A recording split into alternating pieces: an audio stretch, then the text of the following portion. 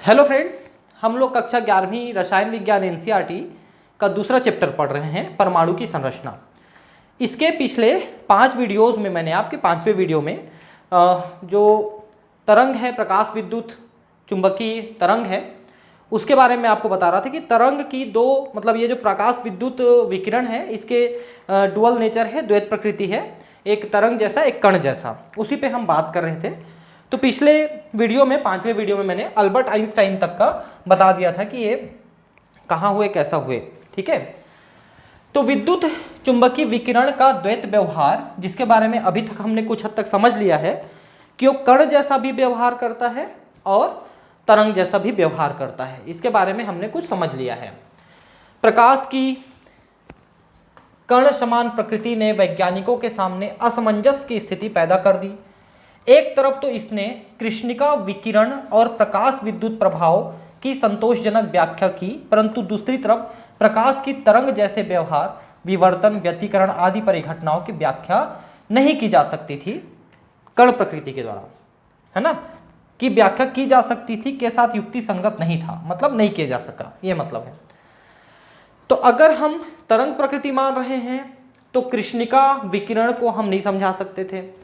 अगर हम कण प्रकृति मान रहे हैं तो विवर्तन है ना, व्यतिकरण है, इनको नहीं समझा सकते थे। तो ये दोनों चीज़ों को हमने समझा कि अलग अलग हम माने तो क्या होगा। तो अब वैज्ञानिकों ने कंप्रोमाइज़ किया कि हम दोनों मान लेते हैं। ये मान लेते हैं कि ये जो कण जा रहे हैं, जिनको हमने फोटॉन या क्वांटम कहा, उन कणों के साथ एक तरंग भी वो है, जुड़ा हुआ है ना। तो आपको बता दें, जैसे कि मान लो किसी क्रिकेटर ने बॉलिंग किया, तो बॉलिंग करते समय मान लो उसने 160 की स्पीड से बॉल किया। अभी तक सबसे फास्ट 161 की स्पीड रही है। पाकिस्तानी वो जो शोएब अख्तर थे, तो उनकी जो बॉल थी, उस बॉल में भी एक तरंग जुड़ी रहेगी। मतलब कोई भी कण अगर मूव कर रहा है, कोई भी पार्टिकल मूव कर रहा है, तो उसके साथ एक तरंग जुड़ी रहेगी। वो उसके साइज पे और उसकी स्पीड पे निर्भर करेगा कि उसकी तरंग दैर्ध्य और आवृत्ति क्या होगी। तो ये मान लिया गया। इस दुविधा को हल करने का एक ही उपाय था कि यह मान लिया जाए कि प्रकाश के कण और तरंग दोनों जैसे गुण होते हैं, अर्थात प्रकाश का द्वैत व्यवहार होता है ना। क्योंकि अलग अलग व्यवहार को अलग अलग प्रकृति से समझ गए, लेकिन एक साथ फिर समझने के लिए हमको दोनों का, इसका प्रकाश का द्वैत व्यवहार मानना पड़ा। प्रयोगों के आधार पर हम पाते हैं कि प्रकाश तरंग या कण के समान व्यवहार करता है। ठीक है, तरंग और कण दोनों के समान व्यवहार करता है। जब द्रव्य के साथ विकिरण की अन्योन्य क्रिया होती है तब यह कण जैसे गुण प्रदर्शित करता है, और जब विकिरण का संचरण होता है तब यह तरंग जैसा गुण प्रदर्शित करता है। ठीक है, तो क्या बोल रहे हैं, देखिए कि जब द्रव्य के साथ विकिरण का अन्योन्य क्रिया होती है, द्रव्य के साथ विकिरण की अन्योन्य क्रिया होती है, ठीक है, तब मतलब द्रव्य और विकिरण मिलते हैं तब कण जैसा व्यवहार दिखेगा, जैसे कृष्णपिंड उत्सर्जन में देखने को मिलता है। और जब विकिरण आगे बढ़ता है तब यह तरंग जैसा व्यवहार करता है। द्रव्य और विकिरण की प्रचलित धाराओं को देखते हुए यह संकल्पना एकदम नई थी। ठीक है, क्योंकि अभी तक लोगों ने अलग अलग विचार किया था कि भाई ये कण जैसा हो सकता है, ये तरंग जैसा। अब एक साथ मिलना ही नई विचारधारा थी। लोगों को स्वीकार करने में काफ़ी समय लगा, और आप देखेंगे कुछ सूक्ष्म जैसे इलेक्ट्रॉन भी तरंग कण वाला द्वैत व्यवहार प्रदर्शित करता है, क्योंकि इलेक्ट्रॉन भी एनी हाउ एक कण है जो मूव कर रहा है, तो उसमें भी कण तो ही है, लेकिन वो तरंग जैसा व्यवहार भी करेगा। तो हम इसके कुछ एग्जाम्पल यहाँ पर देखेंगे जिससे आपको ये चीज़ें ज़्यादा क्लियर हो जाएगी। जैसे देखिए, यहाँ पर पहले तो हम ऊर्जा कैलकुलेट कर रहे हैं कि 5 × 10⁻14 हर्ट्ज आवृत्ति वाले विकिरण के 1 मोल फोटॉन की ऊर्जा की गणना कीजिए। तो पहले तो देखिए, जो फार्मूला है हमारे पास E = h न्यू, ये फार्मूला है। ठीक है, h का मतलब है प्लांक स्थिरांक, जिसका मान ये है 6.626 10⁻−34 जूल पर सेकंड, है ना। और आवृत्ति आपको दिया गया है, अभी जो प्रश्न है ये आवृत्ति दिया गया ना प्रश्न में, आप प्रश्न पढ़े तो देखिए ये आवृत्ति दिया गया है, ये है ना। तो ये न्यू की मात्रा है, न्यू जो है ये आवृत्ति है। तो ई का कैलकुलेशन आप करेंगे तो बस दोनों को आपको मल्टीप्लाई कर देना है। जब मल्टीप्लाई किया हमने तो -34 में से 14 घटा देंगे तो -20 बचा, ठीक है। अब इन दोनों को आप गुणा करेंगे तो 6 पंचे 30 हुआ, 6 पंचे 30 हुआ ना।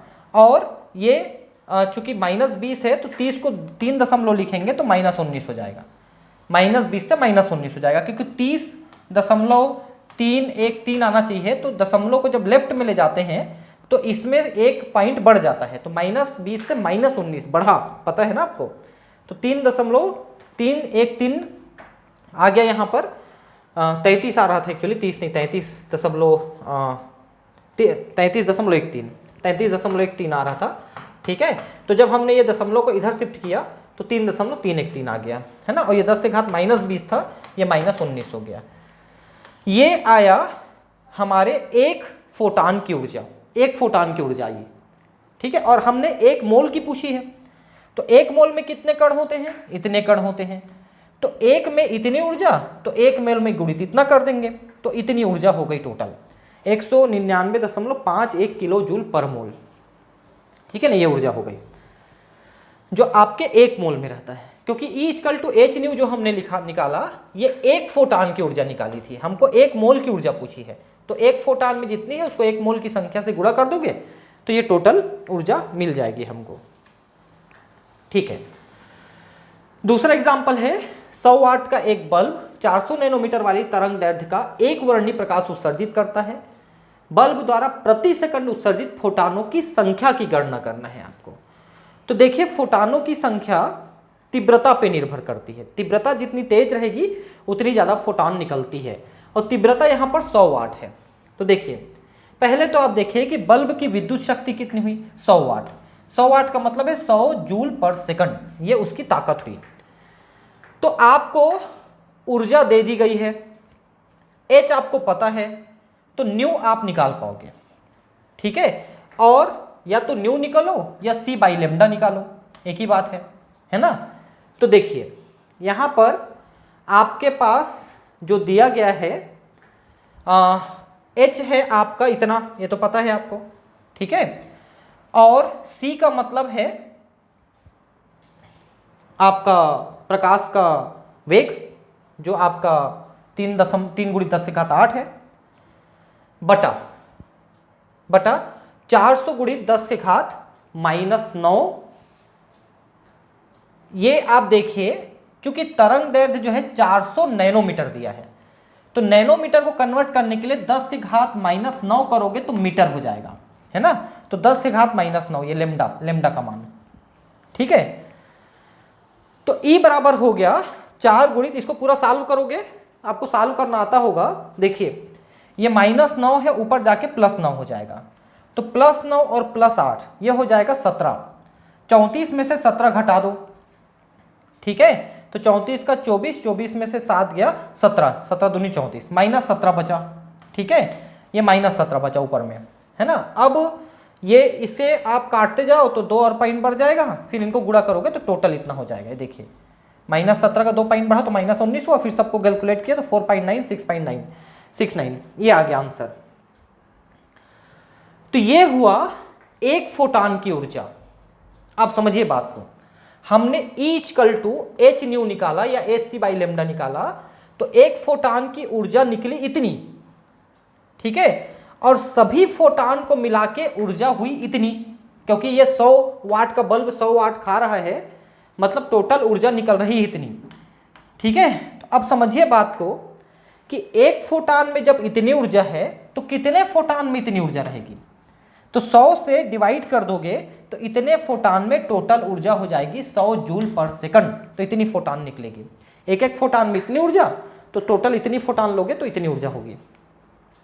एक फोटान की ऊर्जा हम कैलकुलेट किए, तो एक फोटान की ऊर्जा इतनी निकली, और टोटल सब फोटान मिला के इतनी ऊर्जा, तो टोटल फोटानों की संख्या हुई इतनी। बहुत सिंपल कैलकुलेशन है, थोड़ा सा घुमावदार है, लेकिन अगर आप थोड़ा सा भी प्रयास करेंगे तो आपका बन जाएगा। जब 300 नैनोमीटर, नेक्स्ट एग्जांपल है, 300 नैनोमीटर तरंग दैर्ध्य का विकिरण सोडियम धातु की सतह पर टकराता है तो इतने गतिज ऊर्जा वाले इलेक्ट्रॉन उत्सर्जित होते हैं। सोडियम के इलेक्ट्रॉन के निष्कासन के लिए कम से कम कितनी ऊर्जा आवश्यक होगी, किसी प्रकाशिक इलेक्ट्रॉन के उत्सर्जन के लिए अधिकतम तरंग दैर्ध्य क्या होंगे। देखिए, अब इसमें क्वेश्चन देखिए, कि जब आपने 300 नैनोमीटर दिया तो कितने ऊर्जा वाला दिया, आप ऊर्जा कैलकुलेट करिए। ठीक है, तो ऊर्जा आपको इससे कैलकुलेट होगी, एक फोटान की ऊर्जा। आपने 300 नैनोमीटर दिया है, H का मान रखा, C का मान रखा और लेमडा का मान रखा, तो एक फोटान में इतनी ऊर्जा थी जिसको आपने दिया। इसमें से कुछ ऊर्जा निकालने में खर्च हो गई और बाकी ऊर्जा उसके गतिज ऊर्जा में बदल गई, तो ये गतिज ऊर्जा बची। आपने दिया इतना और बची इतनी एक फोटान में। ठीक है, देखिए 1 मोल फोटान की ऊर्जा इतनी आपने दी, क्योंकि ये 1 फोटान की ऊर्जा थी ना। देखिए ध्यान से समझ लीजिए, इलेक्ट्रॉन उत्सर्जित होते हैं। आपने 1 फोटान में इतनी ऊर्जा दी, तो 1 मोल फोटान में आपने इतनी ऊर्जा दी, क्योंकि मोल का मतलब इतना होता है। ठीक है, तो अब देखिए, आपने इतनी ऊर्जा दी और देखिए ध्यान से, आपने उतनी ऊर्जा दी और इतनी ऊर्जा बची, तो निकालने में कितनी खर्च हुई, तो दिया उसमें से इसको घटा दो, उतना खर्च हो गया। ये देखिए, आपने इतनी ऊर्जा दिया 3.99, खप गया, बाकी बचा 1.88, तो खपा इतना, मतलब इलेक्ट्रॉन को निकालने में इतना यूज हो गया, और जो बचा वो इलेक्ट्रॉन की गतिज ऊर्जा बची, वो इतनी बची इलेक्ट्रॉन की गतिज ऊर्जा। ठीक है, तो एक इलेक्ट्रॉन के लिए आवश्यक न्यूनतम ऊर्जा, क्योंकि ये 1 मोल के लिए आवश्यक ऊर्जा है, तो 1 इलेक्ट्रॉन के लिए 1 मोल से इसको भाग कर दो, तो इतनी ऊर्जा चाहिए 1 इलेक्ट्रॉन के लिए। समझ रहे हैं आप? अभी आपने जो निकाला है वो 1 मोल के लिए आवश्यक ऊर्जा निकाला है। 1 मोल मतलब इतने इलेक्ट्रॉन के लिए निकाला है, जबकि वो 1 इलेक्ट्रॉन का पूछा है, तो डिवाइडेड बाय इतना कर दो। कहाँ गया ये, डिवाइडेड बाय इतना कर दो, तो आपको 1 इलेक्ट्रॉन की ऊर्जा मिल जाएगी। 1 इलेक्ट्रॉन को निकालने के लिए इतनी ऊर्जा चाहिए।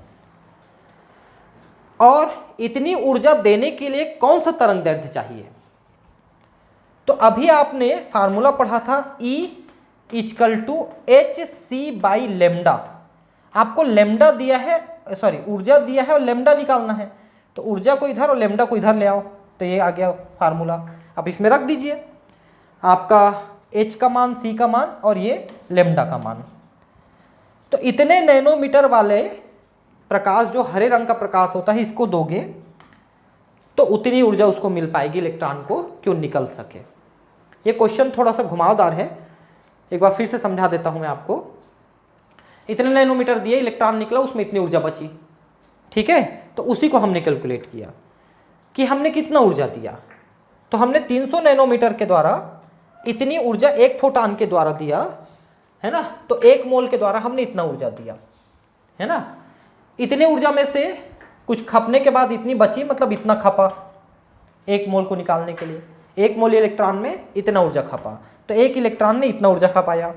अब इतनी ऊर्जा देने के लिए आपको लेमडा कैलकुलेट करना है, तो इस फार्मूले में रखोगे तो लेमडा कैलकुलेट हो जाएगा।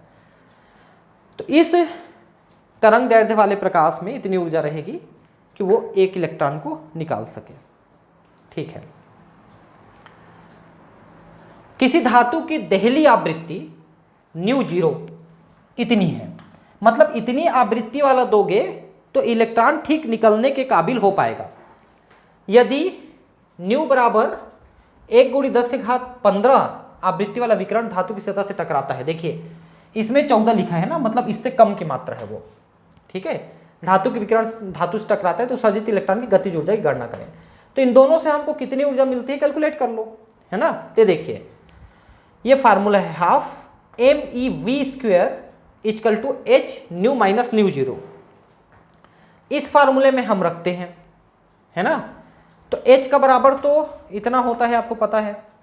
अब फार्मूले में रख दीजिए, h रखा, ब्रैकेट में लिखा 1 × 10⁻15 - 7 × 10⁻14। तो 15 वाले को भी 14 बना लीजिए, तो 15 वाले को 14 बनाएंगे तो 10 × 10⁻14 आ जाएगा, और ये 7, तो 10 में से 7 गया तो बचा 3, है ना, 3। ये देखिए 3 गुणित 10 से घात 14 बचा। इस दोनों को कैलकुलेट किया, आप देखिए इसको कैलकुलेट करना है आपको। ये वाला जो ये है कैलकुलेशन, इसको आप कैलकुलेट करना चाहते हैं तो ये 10 के घात 15 है, ये 10 से घात 14 है, तो दोनों को कॉमन बनाना पड़ेगा आपको। तो इसको भी 10 से घात 14 बनाने के लिए हम 1 की जगह इसमें लिखेंगे 10 गुणित 10 के घात 14 लिखेंगे अपन इसको, ठीक है। और ये भी लिखा है 7 गुणित 10 के घात 14। तो मेन फार्मूला हो गया 10 माइनस 7, ये हो जाएगा, तो बचा 3 गुणित 10 के घात 14 हो गया। और ये एच के साथ गुणा करेंगे तो टोटल हो जाएगा 1.988 10 टू पावर माइनस 19 जूल, ठीक है। इतनी ऊर्जा इलेक्ट्रॉन में बची निकलने के बाद, क्योंकि जरूरत थी इतने की आवृत्ति की, आपने दिया इतना आवृत्ति, मतलब थोड़ा ज़्यादा आवृत्ति दिया, तो जो इलेक्ट्रॉन निकला उसमें वो एक्स्ट्रा ऊर्जा के रूप में बची, और वो ऊर्जा है काइनेटिक ऊर्जा, इतनी बची, ठीक है। तो ये कैलकुलेशंस आपको समझ में आ रहे होंगे मेरे हिसाब से। अब कैलकुलेशन तो मैं आपको ये सारी कैलकुलेशन पहले वाले चैप्टर में ठीक से बता चुका हूँ। पहला चैप्टर जो था रसायन विज्ञान की कुछ मूल अवधारणाएं, है ना, उसको मैंने आपको बता दिया है, उसमें सारे कैलकुलेशंस। तो अगर आप ये कैलकुलेशन नहीं समझ पा रहे हैं तो आप वो वाले मेरे 8-10 वीडियोज़ जो हैं वो आप देख लीजिए, उनमें सारे कैलकुलेशन में बताया हूँ, ठीक है। ठीक, अब नेक्स्ट टॉपिक है क्वांटित यानी क्वांटित इलेक्ट्रॉनिक ऊर्जा स्तरों के लिए परमाणु की स्पेक्ट्रम। देखिए परमाणु की स्पेक्ट्रम में हम क्या पढ़ते हैं कि जब किसी पदार्थ को, अणु को, परमाणु को ऊर्जा देते हैं तो परमाणु के जो इलेक्ट्रॉन है ऊर्जा को ग्रहण करके ऊपर के कक्षकों में चले जाते हैं, इसको उत्तेजित अवस्था कहते हैं। फिर उस ऊर्जा को वापस छोड़ के फिर निचले कक्षक में आ जाते हैं। तो जब ये ऊर्जा अवशोषित करते हैं तो किसी और रूप में करते हैं, छोड़ते हैं तो किसी और रूप में छोड़ते हैं, तो उसी को हम परमाणु स्पेक्ट्रम कहते हैं। जिस ऊर्जा को छोड़ता है तो किस विकिरण के रूप में छोड़ेगा, वो दृश्य प्रकाश हो सकता है, अवरक्त किरणें हो सकती है, अल्ट्रावायलेट हो सकती हैं, लाइमन बामर पाश्चन ब्रैकेट फंड, ऐसा करके हम सीरीज हम देखते हैं हाइड्रोजन के लिए इन सब चीज़ों का, तो उसी को हम डिटेल पढ़ेंगे। प्रकाश की गति उस माध्यम की प्रकृति पर निर्भर करती है जिससे यह गुजरती है। एक माध्यम से दूसरे तक जाने पर प्रकाश की किरण अपने मूल पथ से मुड़ जाती है अथवा अपवर्तित हो जाती है, ठीक है। जैसे हवा से पानी में जाएगा तो मुड़ जाएगा, है ना, या पानी से ठोस में जाएगा तो मुड़ जाएगा, थोड़ा वो मुड़ जाता है ना। इसीलिए जब आप पानी में किसी सिक्का को रख देते हैं तो थोड़ा ऊपर में दिखाई देता है, क्योंकि ऐसे जाके ऐसे मुड़ जाता है, तो थोड़ा सिक्का ऊपर दिखाई देगा आपको। प्रिज्म में से सफेद प्रकाश की किरण को गुजारने से यह देखा गया है कि कम तरंगदैर्ध्य की तरंग लंबी तरंगदैर्ध्य की तरंग की तुलना में अधिक झुक जाती है, क्योंकि साधारण सफेद प्रकाश में दृश्य प्रकाश परास में सभी तरंगदैर्ध्यों वाली तरंगें होती हैं। देखिए प्रिज्म का काम क्या है, प्रिज्म जो है प्रकाश किरण को ऐसे मोड़ देता है, ठीक है। तो जिसकी तरंगदैर्ध्य ज्यादा होती है उसको कम मोड़ती है, और जिसकी तरंगदैर्ध्य कम होती है उसको ज्यादा मोड़ती है। जैसे कि आप विबग्योर डालते हैं, विबग्योर बेजानी पिनाला, तो इसके रेड की तरंगदैर्ध्य सबसे ज्यादा है, तो रेड जाएगा तो बहुत कम मुड़ेगा, ठीक है। और इसकी वायलेट की तरंगदैर्ध्य सबसे कम है तो सबसे ज्यादा मुड़ेगी। इसलिए ये सभी प्रकाश अलग अलग मुड़ने के कारण से ये एक स्पेक्ट्रम बन जाता है ना। ये ऊपर में बैगनी रहेगा और नीचे में लाल रहेगा, बेजानी पिनाला बोलते हैं इसको, विबग्योर, ठीक है। तो ये अलग अलग कलर में बंट जाती है, क्योंकि प्रिज्म उसको मोड़ देती है अलग अलग तरंगदैर्ध्य को। तो कम तरंगदैर्ध्य को ज़्यादा मोड़ती है, ज़्यादा तरंगदैर्ध्य को कम मोड़ती है। तो ये जो वायलेट है ये कम तरंगदैर्ध्य है इसलिए ज़्यादा मोड़ दिया, और रेड की तरंगदैर्ध्य ज़्यादा है तो ये कम मोड़ दिया, ठीक है, ऐसा है।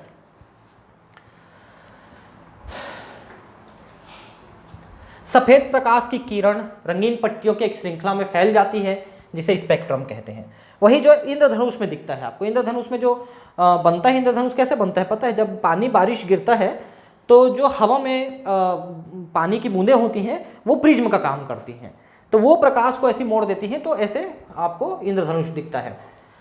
लाल रंग जिसकी तरंग दैर्ध्य सबसे अधिक होती है का विचलन सबसे कम, और सबसे कम तरंग दैर्ध्य वाले बैगनी रंग का विचलन सबसे अधिक होता है। यही मैंने बताया ना, विचलन मतलब मुड़ना।